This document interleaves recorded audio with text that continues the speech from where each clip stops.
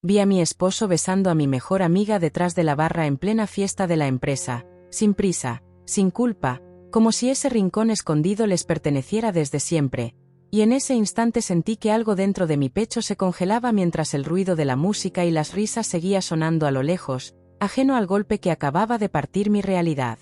No hubo gritos ni escándalo, mi cuerpo se quedó quieto, procesando cada detalle, la forma en que sus manos la sostenían, la confianza con la que ella respondía, la naturalidad de un secreto que claramente no era nuevo. Mientras intentaba respirar sin que se notara mi presencia, percibí otra mirada observando la misma escena con una calma que me desconcertó más que la traición misma. Al alzar los ojos encontré al esposo de ella, apoyado del otro lado de la barra, sin sorpresa, sin enojo, como si hubiera estado esperando ese momento tanto como yo temía vivirlo. Caminó hacia mí despacio, inclinándose apenas para que nadie más escuchara, y con una voz baja que contrastaba con el bullicio murmuró: «Tranquila, el verdadero show empieza ahora». En ese momento entendí que lo que acababa de descubrir no era una coincidencia, era solo la primera pieza de algo mucho más grande. Regresé al salón fingiendo que nada había pasado, sosteniendo mi copa con la misma mano que minutos antes había temblado detrás de la barra, obligándome a sonreír mientras por dentro intentaba acomodar las piezas de una traición que todavía ardía. Desde mi lugar podía verlos moverse entre los invitados con absoluta naturalidad, demasiado cómodos para ser la primera vez, demasiado seguros para pensar que alguien sospechaba. Él reía con sus compañeros de trabajo, levantando la copa como si celebrara su vida perfecta. Ella conversaba con otras esposas, tocándole el brazo cada vez que pasaba cerca, cuidando las apariencias solo lo suficiente para no levantar rumores.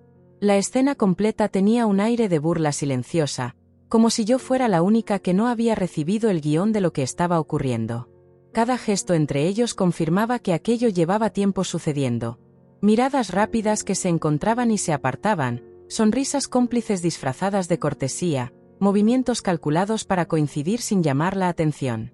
Nadie más parecía notarlo, y esa normalidad colectiva hacía que la humillación pesara todavía más.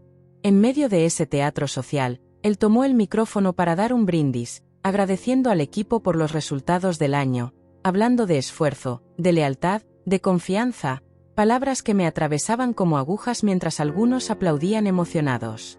Desde el escenario buscó mi mirada, dedicándome una sonrisa pública que provocó que varios voltearan hacia mí, como si yo fuera parte de su discurso de éxito.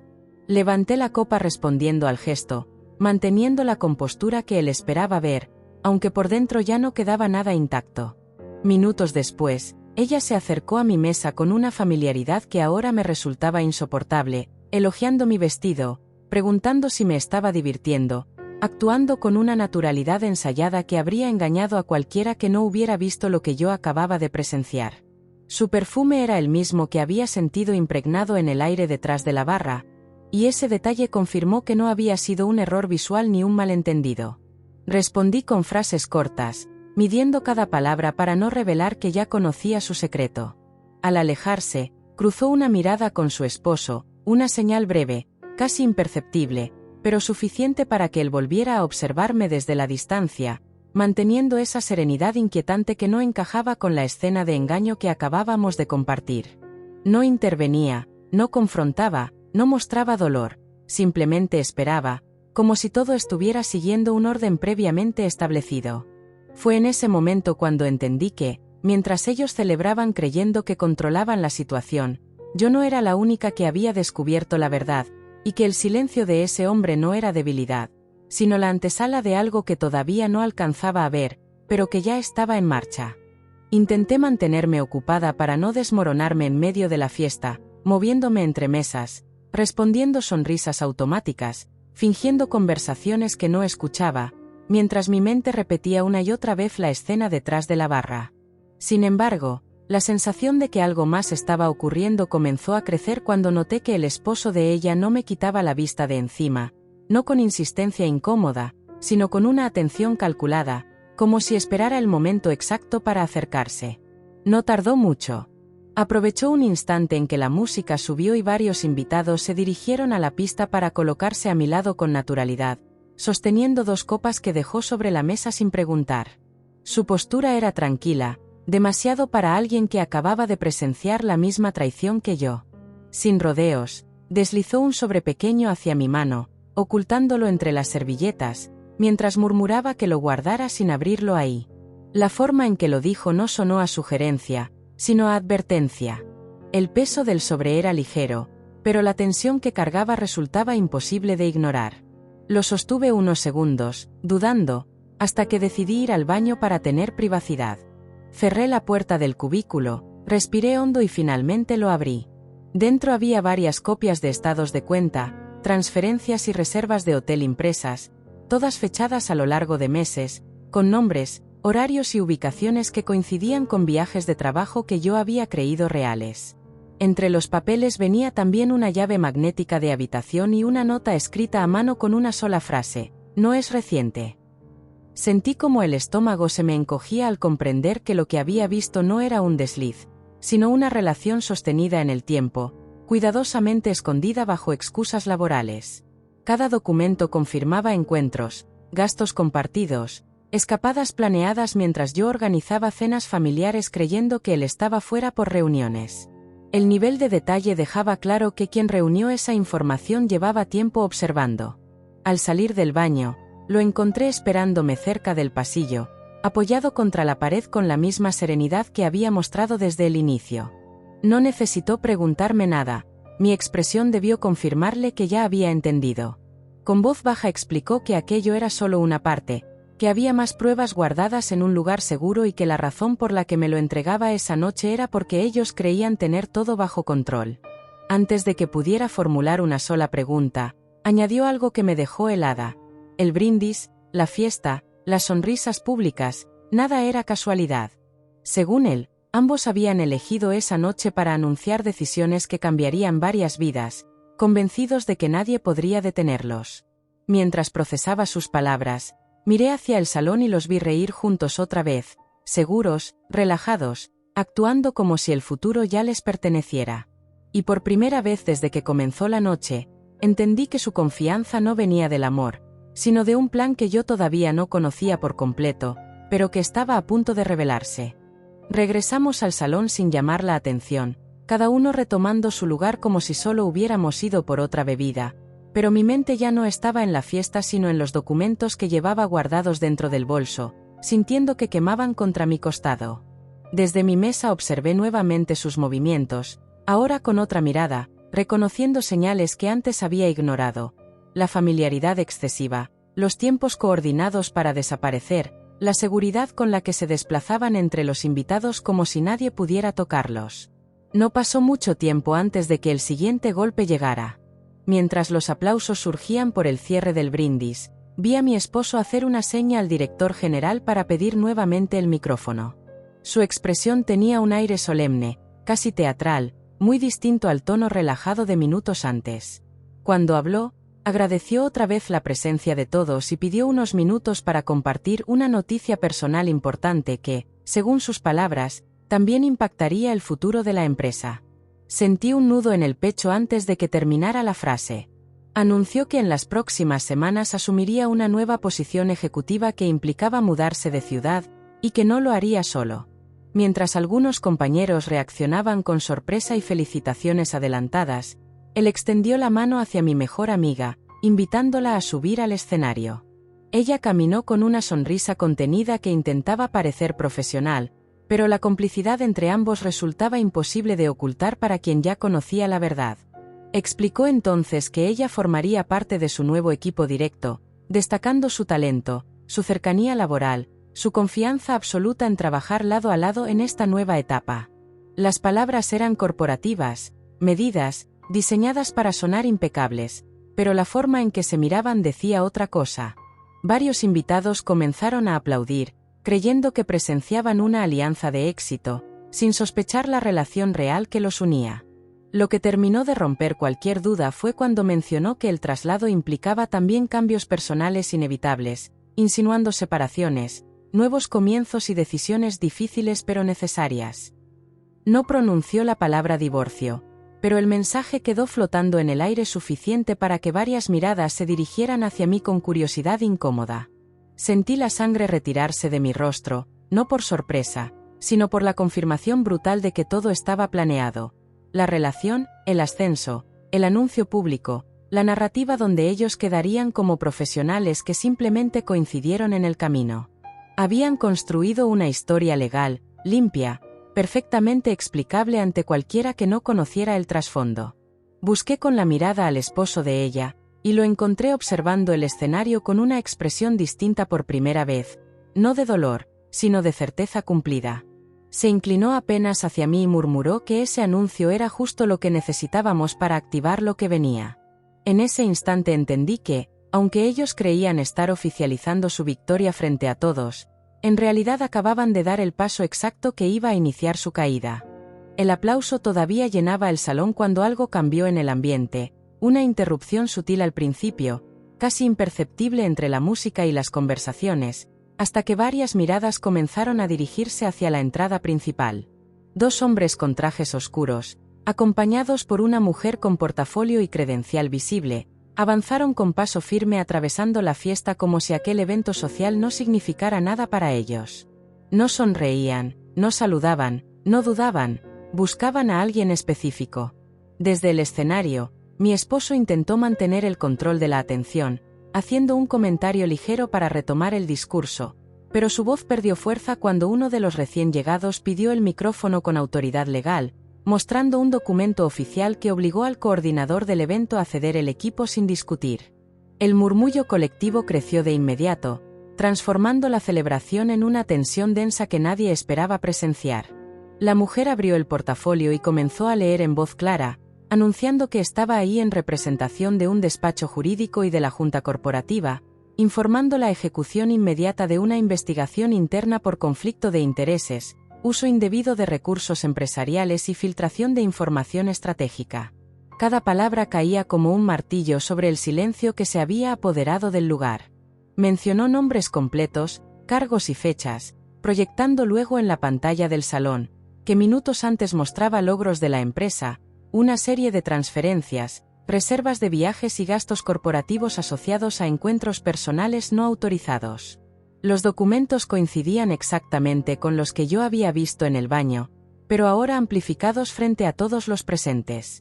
Mi esposo intentó intervenir, alegando que debía tratarse de un error administrativo, pero fue interrumpido cuando uno de los hombres le entregó una notificación formal de suspensión inmediata de funciones, incluyendo la congelación preventiva de bonos, cuentas vinculadas a proyectos y cualquier ascenso anunciado esa misma noche.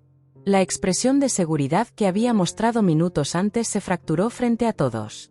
Cuando ella intentó retirarse discretamente del escenario, recibió otra notificación, esta vez relacionada con violación de cláusulas éticas y participación directa en decisiones que la beneficiaban laboralmente sin declararlo.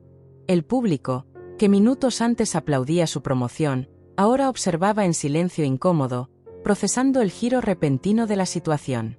El golpe final llegó cuando la representante legal informó que, debido a la gravedad de las pruebas, ambos debían acompañarlos esa misma noche para firmar declaraciones preliminares, quedando sujetos a posibles demandas civiles y penales según avanzara la auditoría. Les concedieron solo unos minutos para recoger pertenencias personales antes de salir del evento. Busqué con la mirada al esposo de ella, y lo encontré observando la escena con la misma calma del inicio, aunque ahora su silencio tenía otro peso. Sin apartar la vista del escenario murmuró que aquello apenas abría la puerta, que lo verdaderamente irreversible todavía no había comenzado. Mientras veía cómo la seguridad corporativa se acercaba para escoltarlos, entendí que la fiesta que ellos creían escenario de su triunfo, acababa de convertirse en el primer acto público de su caída. El salón permanecía en un silencio espeso mientras ellos descendían del escenario rodeados por personal legal y seguridad interna, intentando mantener una dignidad que se desmoronaba con cada paso. Aproveché la confusión general para salir hacia el pasillo lateral, necesitando aire, espacio, algo que me permitiera procesar la avalancha de revelaciones que había estallado en cuestión de minutos. No esperaba encontrarlo ahí esperándome, recargado junto a la pared como si supiera exactamente en qué momento iba a salir. Su expresión ya no era solo serena, ahora había un cansancio antiguo detrás de sus ojos, la huella de alguien que llevaba demasiado tiempo cargando una verdad en silencio. Sin rodeos, Me dijo que entendía perfectamente lo que estaba sintiendo porque él había pasado por ese mismo golpe meses atrás, cuando empezó a notar ausencias, excusas repetidas y movimientos financieros que no coincidían con la vida que llevaban. Al principio dudó, pensando que eran sospechas injustas, hasta que decidió confirmar con pruebas. Me explicó que contrató a un auditor privado, no para espiarlos por celos, sino porque detectó transferencias de dinero desde cuentas compartidas hacia gastos que no podía justificar. Aquella investigación destapó no solo la relación entre ellos, sino el uso de recursos de la empresa para financiar encuentros, viajes y beneficios profesionales encubiertos. Cada documento que yo había visto formaba parte de un archivo mucho más amplio que llevaba meses construyendo con asesoría legal. Lo que más me impactó no fue la traición en sí, sino descubrir que yo también había sido considerada dentro del plan de ellos. Según me reveló, el anuncio público del ascenso venía acompañado de movimientos personales que incluían separaciones estratégicas para evitar conflictos legales posteriores, dejando a cada uno con acuerdos previamente calculados donde ellos salían beneficiados financiera y profesionalmente. Mi silencio, mi confianza y mi desconocimiento eran piezas necesarias para que su transición pareciera limpia. Me miró directo entonces, asegurando que decidió hablar conmigo esa noche porque el anuncio aceleraba todo, y porque no pensaba permitir que salieran intactos mientras quienes confiamos en ellos quedábamos expuestos. Explicó que las autoridades corporativas ya tenían el expediente listo desde semanas atrás, esperando solo el momento en que oficializaran su alianza para ejecutar las sanciones sin posibilidad de que negaran el vínculo. Respiré hondo intentando asimilar que nada de lo ocurrido había sido improvisado, ni la investigación, ni la intervención legal, ni la caída pública que acabábamos de presenciar. Todo había sido contenido, hasta que ellos mismos eligieron exhibirse. Antes de volver al salón, añadió algo que terminó de reconfigurar mi lugar en esa historia: lo corporativo era apenas una parte. Existían también implicaciones legales personales, financieras y patrimoniales que estaban por activarse, y que, según sus palabras, yo tenía derecho a conocer porque mi vida también había sido utilizada dentro del engaño. En ese momento comprendí que mi papel ya no era el de víctima sorprendida, sino el de alguien que estaba a punto de decidir qué hacer con la verdad que acababa de recibir. Regresamos al salón cuando la atmósfera ya no tenía nada de celebración, la música había sido bajada, varios invitados fingían conversaciones para disimular la incomodidad, y en el centro de todo, ellos intentaban reorganizar una realidad que se les había desmoronado en cuestión de minutos. Mi esposo hablaba con uno de los representantes legales con una mezcla de enojo y urgencia, gesticulando como si aún pudiera negociar su posición, mientras ella revisaba su teléfono de forma compulsiva, buscando respuestas que no llegaban. La seguridad corporativa permanecía cerca, no de forma agresiva, pero lo suficientemente firme para dejar claro que cualquier intento de abandonar el lugar sin autorización no era opción. Escuché fragmentos de la conversación. Él exigía contactar a su abogado personal, insistiendo en que la suspensión era exagerada, que todo podía aclararse internamente. El representante respondió con una calma profesional que desarmaba cualquier intento de superioridad, explicando que el proceso ya estaba formalizado, que las cuentas vinculadas a proyectos habían sido congeladas y que cualquier comunicación legal debía hacerse bajo supervisión. Ella, por su parte, logró comunicarse con alguien, probablemente un asesor, pero la expresión de su rostro cambió conforme avanzaba la llamada. Repetía que debía tratarse de un malentendido, que su promoción estaba anunciada oficialmente, que no podían frenarla así, hasta que guardó silencio, escuchando una respuesta que le borró el color del rostro. Al colgar, murmuró que la investigación también afectaba su contrato, que su nuevo puesto quedaba anulado de inmediato mientras se resolvía su responsabilidad directa. Intentaron hablar entre ellos, apartándose unos metros, pero ya no había complicidad sino reproches contenidos, gestos tensos, palabras cortadas, miradas que buscaban culpables. La alianza que minutos antes habían presentado como sólida comenzaba a fracturarse bajo la presión real de las consecuencias. Ninguno parecía dispuesto a asumir el peso completo de la situación.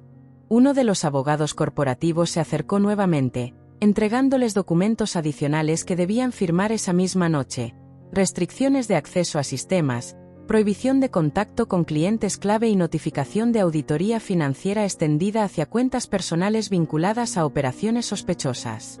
La palabra responsabilidad patrimonial quedó flotando en el aire con un peso que ninguno pudo ignorar. Observé cómo intentaban recuperar control llamando a contactos influyentes dentro de la empresa, pero las respuestas eran evasivas o inexistentes. La investigación venía desde niveles más altos de los que imaginaban. Cada intento de apoyo se cerraba antes de concretarse. Busqué la mirada del esposo de ella, y al encontrarla entendí que todo seguía avanzando exactamente como él había previsto. Sin necesidad de palabras, su expresión confirmaba que la caída profesional que presenciábamos no era el final del proceso, sino apenas la estructura que sostenía algo mucho más personal que estaba por desplomarse también. Mientras ellos firmaban documentos creyendo que enfrentaban su peor noche, yo comenzaba a comprender que todavía no dimensionaban la magnitud real de lo que habían perdido. La tensión dentro del salón alcanzó un punto en el que ya nadie fingía normalidad. Varios invitados comenzaron a retirarse con discreción, entendiendo que la fiesta había dejado de ser un evento social para convertirse en un escenario incómodo de consecuencias públicas. Mientras tanto, ellos permanecían rodeados por representantes legales y personal de seguridad, firmando documentos que parecían no terminar nunca, cada hoja marcando una pérdida nueva que hasta horas antes habría parecido imposible. Cuando pensé que todo quedaría limitado a sanciones corporativas, uno de los abogados anunció que debían trasladarse esa misma noche a las oficinas administrativas para continuar con el proceso de entrega formal de accesos, dispositivos y propiedades empresariales bajo su resguardo. La instrucción incluía laptops, teléfonos corporativos, tarjetas ejecutivas, vehículos asignados y cualquier material estratégico vinculado a sus cargos. No habría plazo extendido. La entrega debía realizarse de inmediato para evitar manipulación de información. La reacción fue inmediata. Él intentó negociar tiempo, alegando que algunos equipos estaban en casa, que necesitaba organizar la devolución con calma, pero la respuesta fue tajante. Personal autorizado ya se dirigía a la residencia para realizar inventario y retiro preventivo esa misma noche. Escuchar la palabra inventario lo descolocó más que cualquier otra cosa, porque implicaba intervención directa en el espacio que consideraba privado.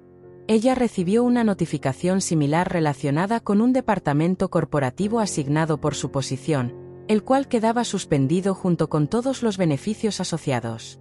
Tenía un plazo limitado para desocuparlo mientras avanzaba la auditoría. Su expresión cambió de preocupación a auténtico pánico al entender que no solo perdía el ascenso, sino también el lugar donde planeaba iniciar su nueva vida. Observé cómo ambos eran escoltados hacia la salida lateral del salón, ya no como ejecutivos admirados sino como empleados bajo investigación formal. Algunos compañeros evitaban mirarlos, otros observaban en silencio, procesando la caída abrupta de quienes horas antes eran símbolo de éxito interno. La imagen resultaba brutalmente simbólica: salir por la puerta de servicio del mismo evento donde planeaban anunciar su triunfo personal. Desde la distancia, el esposo de ella se colocó a mi lado nuevamente, explicando en voz baja que la intervención en sus propiedades no era improvisada, sino parte de medidas legales activadas al confirmarse uso indebido de recursos y posible ocultamiento de activos compartidos. Aquello conectaba directamente con cuentas, bienes y movimientos financieros que también afectaban nuestras vidas personales. Mientras los veía abandonar el lugar rodeados por personal oficial, entendí que la humillación ya no era solo emocional ni profesional. Estaba tomando forma física, tangible, obligándolos a soltar objetos, espacios y privilegios que creían asegurados. Y aunque para ellos aquella salida representaba el peor momento imaginable, algo en la calma de quien estaba a mi lado me hizo entender que todavía no habían enfrentado la pérdida más dolorosa de todas.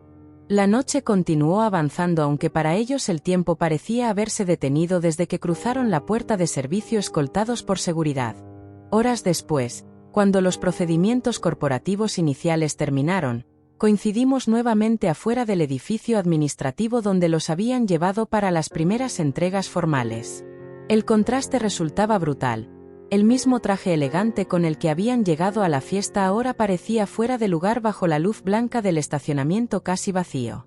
El vehículo ejecutivo que él utilizaba había sido retenido como parte del inventario, así que permanecían junto a la banqueta esperando un transporte alternativo que tardaba en llegar.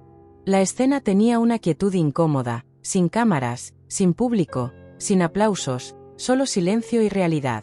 Sus conversaciones ya no eran de alianza sino de recriminación contenida. Podía percibirse en la distancia por los gestos tensos, por la manera en que evitaban tocarse, como si la cercanía que antes los unía ahora quemara. Ella revisaba su teléfono sin parar, buscando opciones de alojamiento temporal, porque el departamento corporativo quedaba restringido desde esa misma noche. Cada llamada terminaba en respuestas inciertas, hoteles llenos por temporada, reservas canceladas al detectarse suspensión de beneficios empresariales. La seguridad financiera que había sostenido su decisión comenzaba a desmoronarse más rápido de lo que podían reaccionar. Él, por su parte, intentaba comunicarse con colegas que consideraba aliados, pero las respuestas eran frías o inexistentes. La investigación había generado distancia inmediata. Nadie quería verse vinculado a un caso de conflicto ético en curso. La soledad profesional se transformaba ahora en aislamiento personal. Observé la escena desde unos metros, acompañada por el esposo de ella, quien permanecía en silencio, sin rastro de satisfacción visible, solo una especie de cierre interno que parecía más cansado que vengativo.